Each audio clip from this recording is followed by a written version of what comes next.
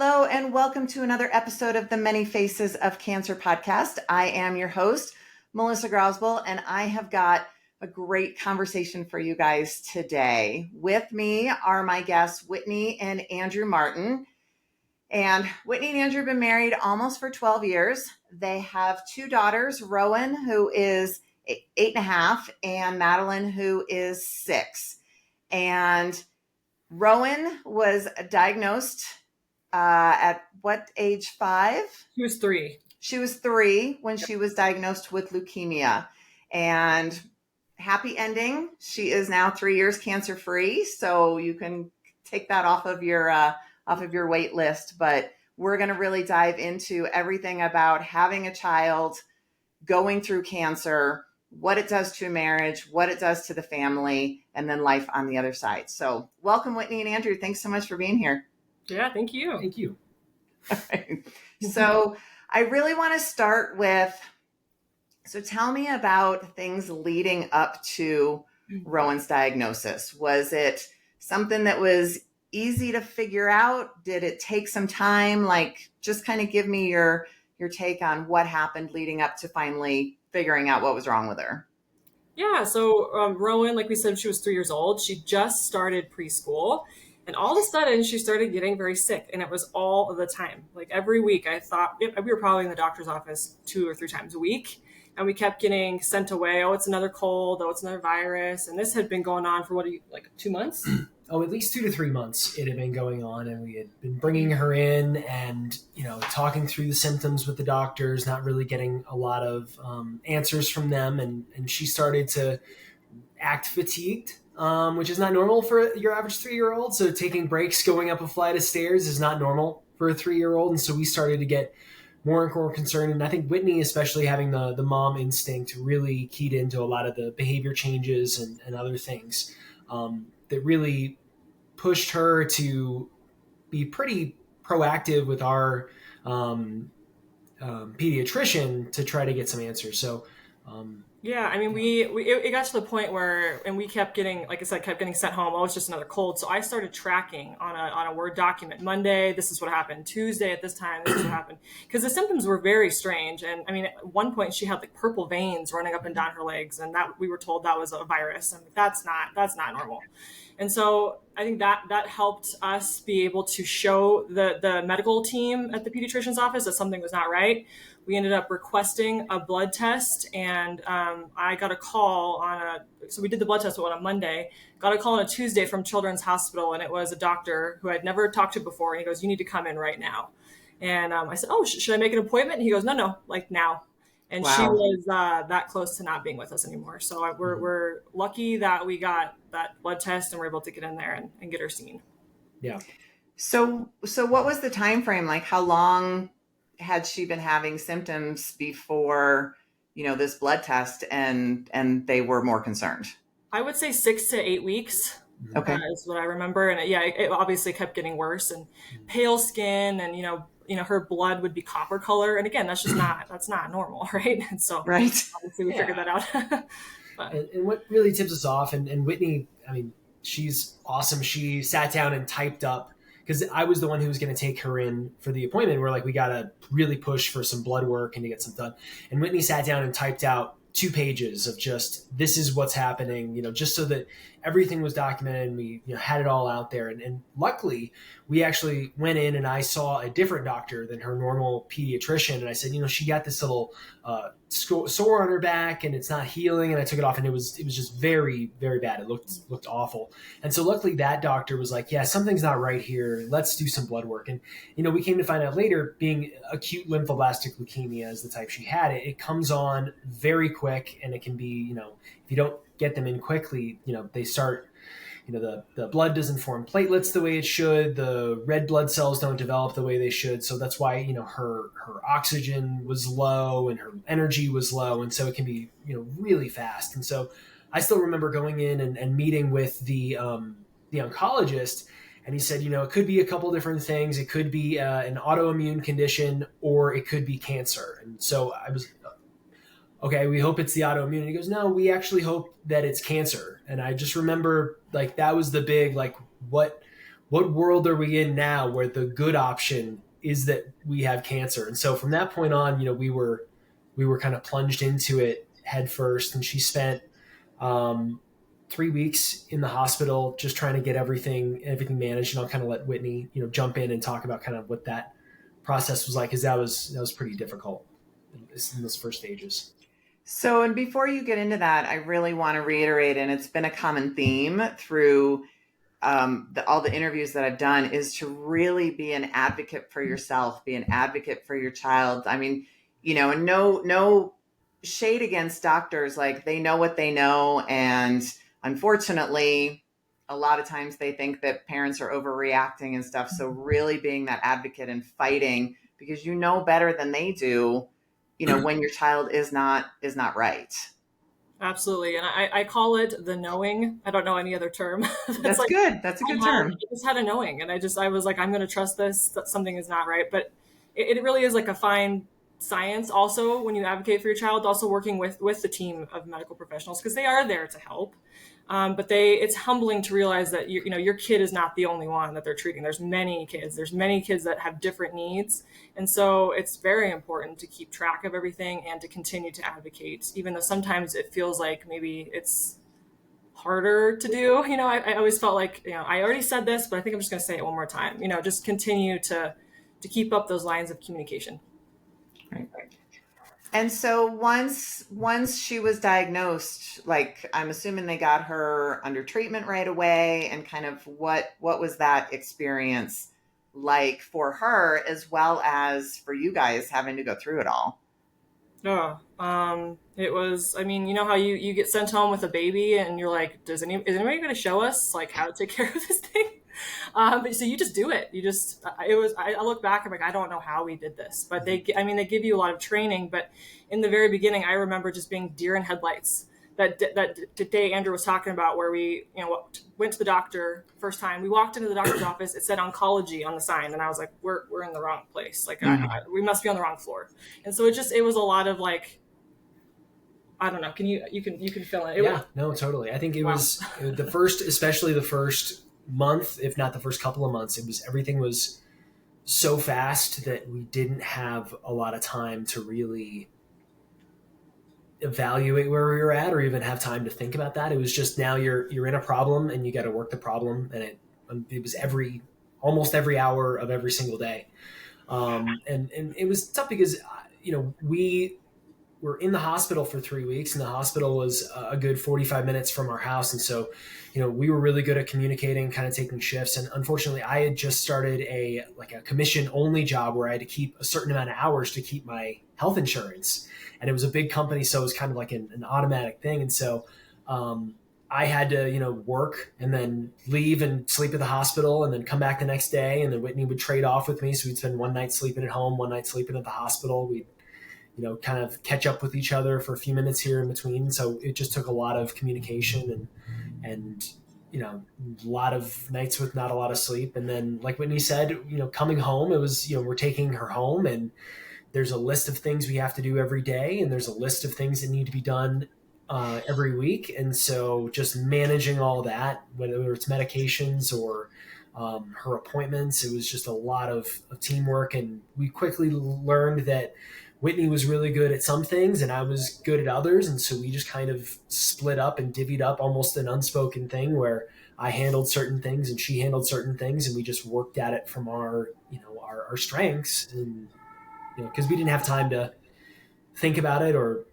you had to also be strong for her, because you can't break down in front of the 3-year-old. You got to be brave and, show her that she doesn't have anything to be scared of. Even if you're terrified on the inside, you can't present that to her, and you need to tell her how brave and strong she is. And luckily we had a lot of support and help, people coming to the hospital and dropping off meals and bringing her stuffed animals and all of that too. So and Andrew really jumped. He was the one that really took on the medication role. For some reason, I really struggled with that, just in my, just the whole chemo and giving that to my daughter. I knew she needed it, obviously, to survive, but it was just a mental thing for me.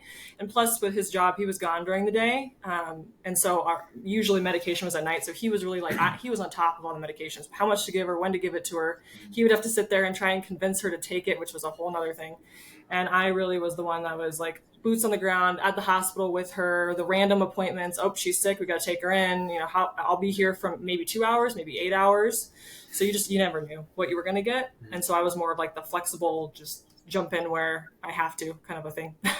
Yep. And at the same time, you had a toddler as well, right? Yes. We did. So how were you able to, I mean, was it another divide and conquer to, make sure that Rowen was getting everything that she needed, but not to completely abandon Maddie too? Yeah, and we call her a little ray of sunshine because she was just always the happiest little baby, and that was so nice to have. But we also had grandparents, so we're lucky. A lot of people don't have extended family close. We did, so we had grandparents that could help her, but it was still really hard because Madeline 2 years ago had the opportunity to go to preschool, and a week before I said never mind. I want her with me because I'm like I never got to be with her. I was always at the hospital with Rowen, and I didn't really get that time with her.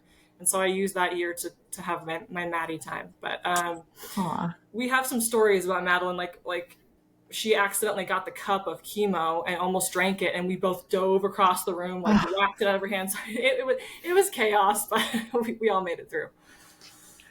Well, and I think it's not like the two of you sat down and said, okay, I'm going to do this and I'm going to do this. Like you don't even have like the brain capacity to actually figure that out. It just becomes like instinctual and automatic. Yes. Yeah, absolutely. That's wow. That's amazing. So how long was she still being treated at home after she left the hospital? Yeah. So I think it was a 2.5 or 3 year course of treatment. And it had the various stages. Of course, she had to be in the hospital for the first 3 weeks because she had a really bad infection on her back that I had mentioned that needed to get resolved. And then also they needed to induce the chemo. And really with the childhood leukemia, they put them into remission and then they treat her for the next 2.5 years after that. And then thankfully the treatment in children is once they're done, they're considered cancer-free or cured. So it's a complete cure, unlike adults where they're in remission. But she had various phases. So there were phases after that where they would ramp up the chemo. And then there was phases where we'd have to come in for an appointment and it was, time to introduce a new type of chemo for just 1 or 2 doses. And I remember the first time she reacted okay to it. And the second time she had like a massive allergic reaction that they had to give her, essentially like an EpiPen for. And so it was just a lot. It was a lot of, it was a lot. I bet. And now, how did Rowen do through all of this? I mean, yeah, she was really young, but, what was her kind of emotional state, mental state? Did she fight you on things? Was she, understanding that this was really serious or how did you handle it? Well, so she's a very, very unique little girl. She started reading when she was about 18 months old, just full on reading full sentences. And so she's, incredibly bright. She actually, after she was being 3 years old, she grabbed one of the pamphlets in the hospital and she asked what chemotherapy was because she could oh my gosh, phonetically do it. She goes, "What's chemotherapy?" So she's very smart and she kind of put everyone back on their heels when they would come into the room, like nurses and stuff, because she's a small child, but she speaks with a lot of authority, like she's older. And so a nurse would come in to, check something and she'd go, "Nope, turn around, get out. You're not coming in right now." She'd try to kick him out of the room. She's like that. And part of that was, she was really resistant to taking her chemo. And so me being the one who managed her medications, it was a lot of, getting a mortar and a pestle and crushing up the pill and putting it into some sort of a drink. And then her and I would have negotiations back and forth for sometimes an hour and a half or 2 hours because, she had to drink it. There's no getting around it. We had to sit there as long as it took. And so her and I it was just a battle of will where we would negotiate and, if you do this, then you get to watch a show. And then eventually we figured out that if we just set a timer and let her watch the timer tick down, she'll at the last 5 seconds, she'll down it. We figured that out about 1.5 years in. Yeah, oh my gosh. Very time oriented. If you set a timer, she sat there and just watched it tick down.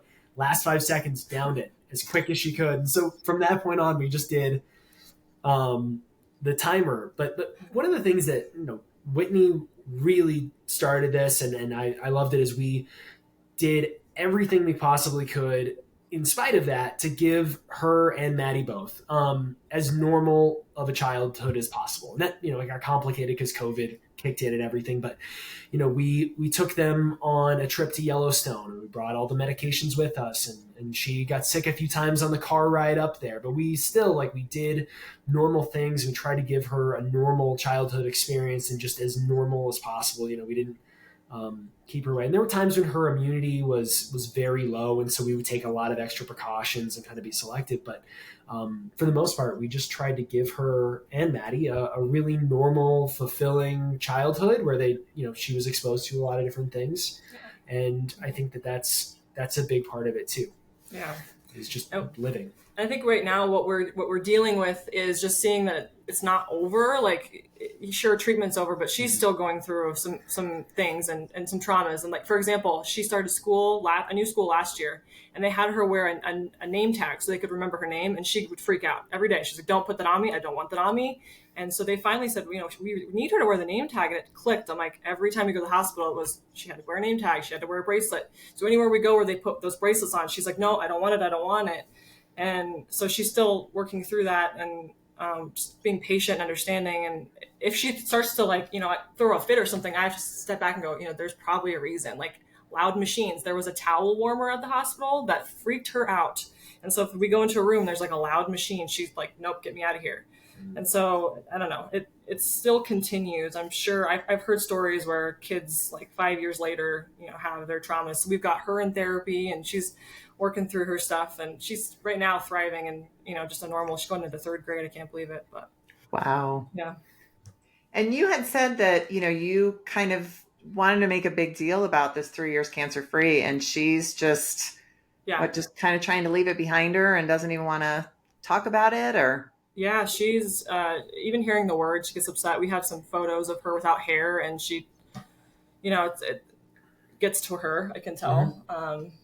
It gets to all of us, obviously, but I didn't realize how much it would affect her, because I think throughout the treatment, she was really just always been a warrior. She still is, but I just didn't think that she'd still be I don't want to see that, and you can see it upsets her. So it's oh, okay, I don't know.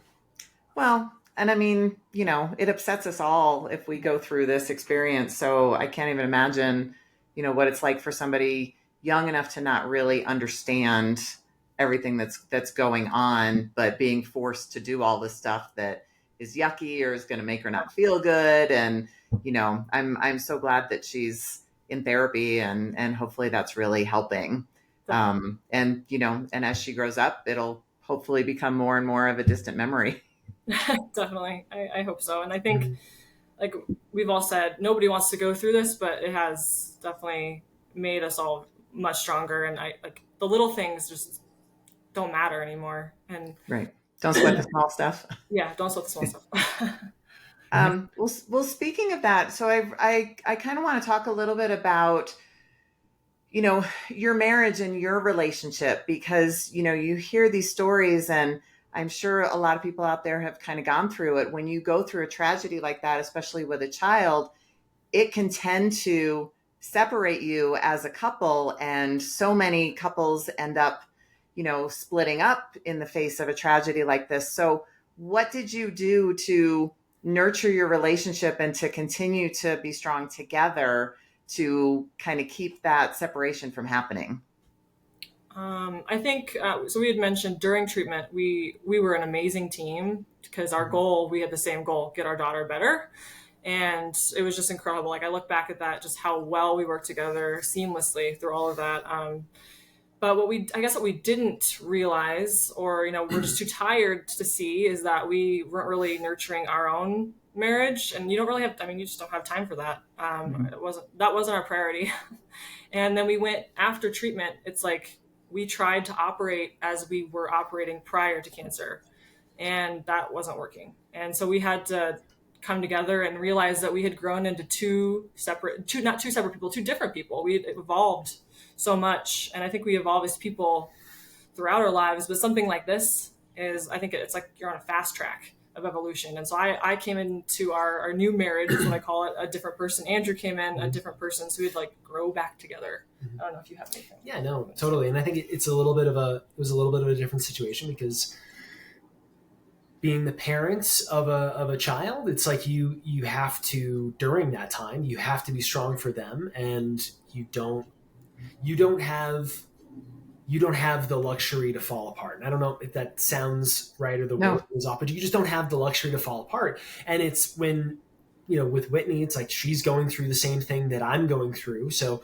if I fall apart, that doesn't do her any good. And if she falls apart, that doesn't do me any good. And so we kind of did a lot of like, you have to hold everything in for him and for her while you're going through the treatment. And I think the hardest part for us is, when you can't change the situation, then you're the one who ends up changing as a result of it. Like you have to change to the situation because you can't control it.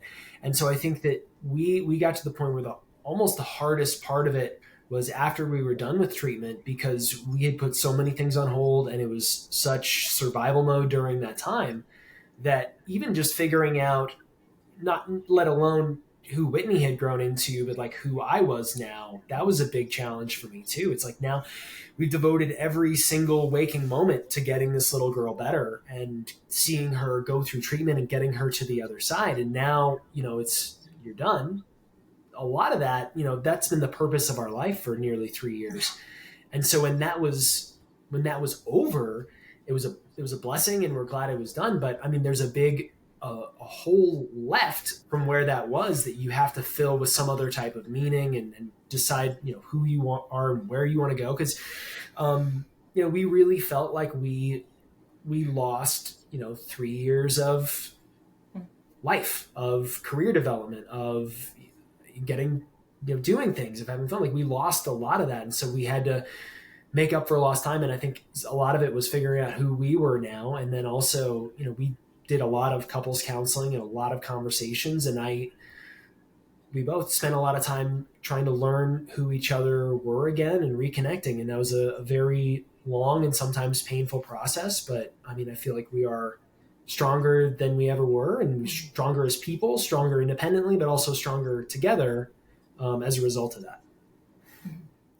So if you had one, like the biggest piece of advice to give to a couple who might be going through a situation similar to this, what would that be? I would definitely just say, be patient with yourself, be patient with each other. And you cannot, in my opinion, you cannot go back like it was. You're going to have to understand that it's different and that's okay, and embrace that it's different. And like Andrew said, some of it is a little bit bumpy. Some of it, is kind of cool. Like I feel like it's almost like we really got to know each other again in a way. But coming at your marriage like you did, for us, it did not work. And I just don't see how it could when you go through something like that. I don't know if you have anything to say or add, but yeah, no, I think that's great. And also too, it's just while you're going through that, you've got to find a way in those small moments and in the time that you have that you're not, working through that, you've got to find a way to live your life, to try to give yourself as much normalcy, go try to do normal things, get out, take the kid, take Rowen out and do fun stuff with her, let her have a normal life, like just find little bits of life where and when you can. And just be prepared for being patient. Like you said, be patient with yourself when it's over, because that's a big transition back to normal. Okay. Okay. Now I want to kind of shift to, so once you got the all clear and she's cancer free, because you mentioned several times how you always had to be strong and you couldn't break down in front of each other. You couldn't break down in front of Rowen. Like, were you finally able to really break down once it was all over? Like, are you still kind of processing all of that and able to let it out? Because that emotion must have just been so high all the time, and to keep that inside forever, I don't know if that works or not, but like, tell me a little bit about afterwards and how you've kind of dealt with all of the emotions and everything that you built up and kept inside for 3 years? Yeah, I'll definitely speak from my perspective because I know Andrew's is very different. But I definitely broke down. I would be in my car and I cried in the Chick-fil-A parking lot a few too many times, let's be honest. But I think what my mistake is that I wanted to just get back to life as normal quickly. When Rowen was done, everybody was like, "Yay, she's done!" It's amazing. Like we're all very happy. But then it's like, for me, I was stuck there going, like I had been holding it all in, and that's when I had my release, my exhale. I just could not. I would cry all the time. I just was like a mess, and I didn't really know who to talk to about it. It was like I just felt alone because Andrew talked about, he's going through his own stuff. I'm going through mine. I don't want to add any more to his plate.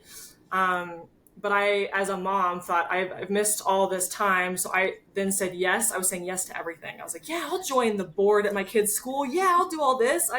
And it was a mistake because I wasn't ready. I was adding way too much to my plate, and I didn't give myself the time I needed to just heal.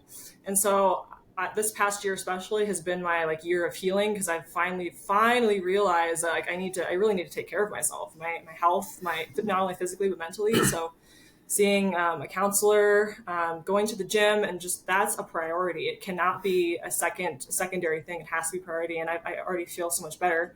And it's that cheesy saying, you got to put your mask on before, you can help anybody else. And I've realized that this year, I can't keep saying yes. I have to take care of myself so that I can take care of my family as well. And then what do you have to add? Yeah. On your side?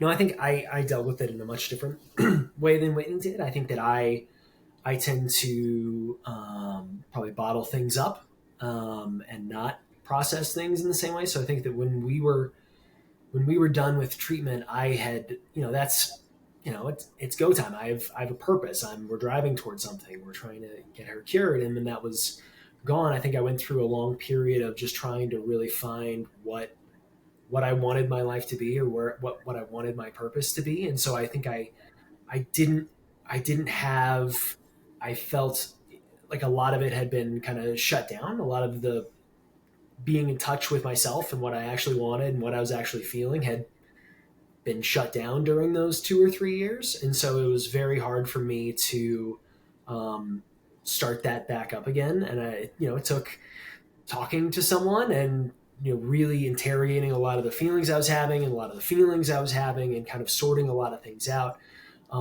So, it was a harder process for me because I didn't process those emotions for quite a while. And it kind of made me initially kind of want to shut the world out and want to push everything away and just kind of want to, been through all of this and I'm overloaded and I just want, to be somewhere in kind of a safer space away from everything. And so, that's no way to live. And we had, a lot of trouble because of that. But luckily I was able to, talk to someone who really helped and really worked through a lot of the things. And for me, it was just, kind of redirecting, what I wanted out of life, what life could be, what I wanted my purpose to be, and, devoting myself to being the best husband I could be, the best father I could be. And then also, changing careers and finding a job that's challenging, but also very fulfilling, that, I look forward to each day. I think that was a big part of it as well, is feeling like I'm contributing and feeling like I'm making progress, not only toward, our family goals, but also, toward, something new and exciting, which is what I found in a new career change that I made in the last, 8 months. So. Well, and I think, so, I mean, the way men and women process emotions is very different. And Andrew, I wanted to ask you specifically, how did you feel, or how did you, trying to think of how to say this, as the dad, mom tends to be the very emotional, the very, much the driver, the always going to doctor's appointments, always, being there and doing the thing. And dads tend to be more relegated to, well, somebody's got to keep the family going. Somebody's still got to work. Somebody still has to do the thing. So did you ever feel I don't know, you weren't taken seriously, or kind of in the background more to Whitney, or did you feel mutually supported through all of this? That's a great question. and I guess I'll try to answer it a couple different ways. So I feel like with moms, there's more of a network of support. You know, people would check in with Whitney a lot more. People would message Whitney. People would, check in and see how she's doing. I think with male friend networks, it really wasn't as much. I think that, maybe it's people aren't as equipped to deal with that. So, if you don't ask how someone's doing, then they can't make you uncomfortable by telling you how they're doing. Right. So there's a little bit of that. And you can kind of tell, like, certain people would just not bring it up or ask, or they would get quiet if I brought up, oh yeah, it's been a really rough week with Rowen's treatment. They just get quiet. And it's like, okay, that person, they just can't, for whatever reason, they can't go there in their mind because they're imagining themselves going through the situation, and they know that they would freak out. And so they don't know how to process that or know what to say. And so I think that's part of it. But I think, I never felt like I was in the background. I always felt like I had a purpose. And I've used this analogy a couple times. Whitney was Superman. She was out, the shining example and wearing the big S and like with the spotlight on her. And I was Batman. I was the one who was like, waking up early with the second job to go to work. And, yeah, he had two jobs. I was still Oh working. my gosh. I take it you didn't sleep very much for those 3 years. No, not really. Not really at all. So trying to do that just to keep stuff going. And then I was the one who was, getting her to do the medicine and all that. So I was not really background, but it's like, we operated differently. And she was, out in front doing all that. And she was, joining, networks of other moms that were going through cancer treatment. And she was, doing a lot of good that way. And then I was kind of just handling some of the nitty or gritty stuff or some of the less glamorous stuff, but it was giving me purpose, and we got through it. And there was plenty of uncomfortable things that Whitney had to do. So I don't want to by any means say that, but she was Superman, I was Batman. So. I like it. That's awesome. All right. So where are you guys today? Like obviously there are many ways that your life has changed, post cancer versus before cancer, but kind of where are you guys today as a family, as a couple, in the community, with your support structure? Like, tell me about life for the Martins today. Yeah, we, so the girls are both in school. Rowan's doing really well. And we're both still working. We worked the entire time, so didn't really stop that, but work has been going great for Andrew. He's doing really well and thriving there. And we started a charity. It's like a partner fund for caregivers and for teens. And we're gonna pause that for a little bit potentially, but we'd like to bring that back soon. I think it's just like I said, Rowen needs time to heal. I need a little bit of time to heal, and I think we may have jumped into that a little quickly. But this is going to be a future project that I really want to make bigger, and that is taking care of caregivers. So how can we help caregivers with whether it's laundry services? I mean, I'm talking the things that people don't think you need, but you really need. And so stay tuned, because that'll be something big that I work on in the next few years. But I'm going to take a little bit of a break on that right now, just so we can get ourselves back on track. Because we kind of feel like we like I said, this has been the year of healing, and I feel like we're finally figuring it all out, and we're feeling like I feel like I can actually breathe for the first time. I don't know about you, but I'm feeling pretty good. Totally. And tell me a little bit about, because you said that you have extended family close. Like, I know when you're going through it and when you're in the midst of it, people are always reaching out. How are you? What's going on? Can I help? All the things. But then, once treatment is done and boom, she's cancer free, like, okay, you're on your own. Like, everything is fine now. Have you experienced that? Do you still have people checking in with you? Is that something that you guys would like for people to continue to check in on you and see if they can help in any way? How is that going? Well, I think initially, so 3 years ago, it did feel like quite the drop. Like, it was, she's done, yay! And then we were just like, oh, okay, bye everyone. Like, so it did kind of feel like that. But now we feel, I feel good. It's nice to hear from people. And I think when I post something about Rowen, how she's doing, people love to hear it. And so you can still see there's like a wave of support behind Rowen. And I think that they enjoy seeing her thriving and all of us doing really well. So that was nice to see when I posted that about her 3 year. We had a lot of people sending us nice messages. I'm like, oh my gosh, it's been 3 years already. Holy cow. I remember being in treatment and thinking this is never going to end. And I can't believe we're now longer out of treatment than we were in. And so this was a big one for me to, I don't know, it was amazing. So. And then I'm assuming she gets continued monitoring. Like, will that be for her whole life? Is that kind of a finite amount of time, or is there any chance that, it can come back, or is she good to go? I mean, I'm sure there's always a chance, but she just had her appointment. She's doing great. It would be very rare that would happen, but they do it every year. So her checkups are now every year. So they start with doing every 3 months, then they go to every 6 months, and now she's at that. We'll just see you every year. Mm-hmm. So that's nice. I'm sure that was a big load off as well. Definitely. Yeah. Okay. So, and I asked a little bit before about your advice for couples kind of going through this. But now I want to kind of ask, like, just your advice as anyone who has a child who might be going through this kind of situation. Like, and I'd like to hear from each of you that what would be your biggest piece of advice for just a family, an individual who has a child who is going down this road? Do you have something off the top of your head? I would just say, I've said it before, but it's so important, is just give yourself grace, so much grace. I was so hard on myself. I'm like, yeah, should have done that better. I should have been there. I should have, always just beating myself up, and you can't do that. Sorry, it's making me a little emotional because I remember it's hard. Don't ever be sorry for being emotional. Yeah, no, it's so hard, and everybody deals with it differently. Everybody, I don't know. It's just, sorry, it's bringing me back. I just be nice to yourself, I guess, is my biggest thing. It's going to be okay, and take it easy on yourself and love yourself, really. I don't know. What do you have? Yeah, I mean, we're not perfect, right? You do the best you can with what you've got. Yeah. Okay.